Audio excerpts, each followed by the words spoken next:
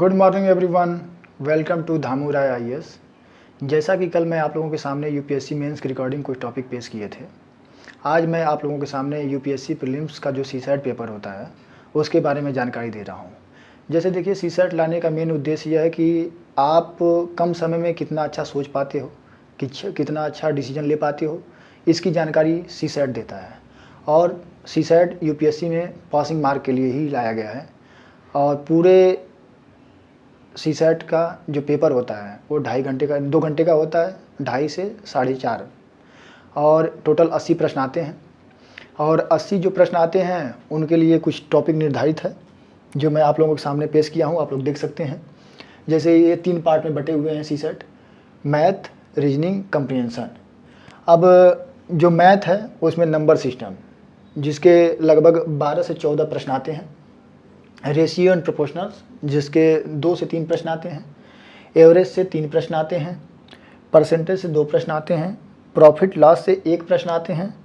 HCF and LCM से 2 प्रश्न आते हैं। प्रोबेबिलिटी से कभी आते हैं और कभी नहीं आते हैं, तो ये मानकर चलिए लगभग 1 प्रश्न तो आएंगे ही। टाइम एंड वर्क से 2 प्रश्न आते हैं। स्पीड, टाइम एंड डिस्टेंस से 2 प्रश्न आते हैं।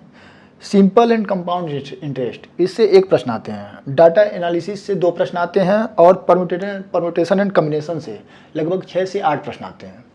दूसरा है कंप्रीहेंशन। कंप्रीहेंशन 2 पार्ट में है, जिसमें पहला पार्ट में क्रक्स और कंक्लूजन से संबंधित प्रश्न आते हैं। दूसरा है अजम्पशन।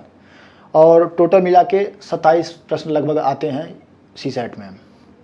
और कंप्रीहेंशन के लिए सबसे अच्छा होता है कि पीवाईक्यू बेस्ड सॉल्यूशन देना। और बाकी जो हम पढ़ाएंगे टेस्ट सीरीज के माध्यम से, उससे आपको जानकारी मिल जाएगी, तो आप कंप्रीहेंशन बहुत अच्छे से कर जाएंगे। तीसरा बचता है रीजनिंग। तो रीजनिंग के लिए जैसे कुछ टॉपिक निर्धारित है, जैसे series, direction, blood relation, cube and dash, clock, syllogism, seating arrangement, calendar, sets और कुछ चार्ट होते हैं, उससे संबंधित प्रश्न आते हैं। और बाकी सब मिसलिनियस, जैसे विविध के, जैसे हाइट एंड डिस्टेंस से प्रश्न आते हैं, जो घुमाकर प्रश्न पूछता है, ये रीजनिंग टाइप का। तो ये है पूरा सीसैट का मेन सिलेबस, जहाँ से प्रश्न आते हैं। आप लोग इसको देख सकते हैं। और बाकी जब मैं पढ़ाऊँगा तो आप लोगों को ये जानकारी मिली जाएगी। और ये रही सीसैट की संपूर्ण सिलेबस।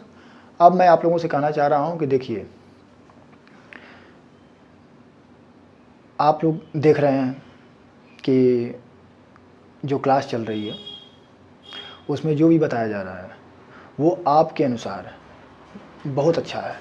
और आपको यह होना भी चाहिए कि जो संस्था बता रही है उस पर आप विश्वास रखें और आगे बढ़ें। आप ईमानदारी से पढ़ते रहें, और बाकी जो भी होगा हम आपको जानकारी देंगे। और जो भी जानकारी होगी मैं आप लोगों को नेक्स्ट क्लास में दूंगा ही। Thank you.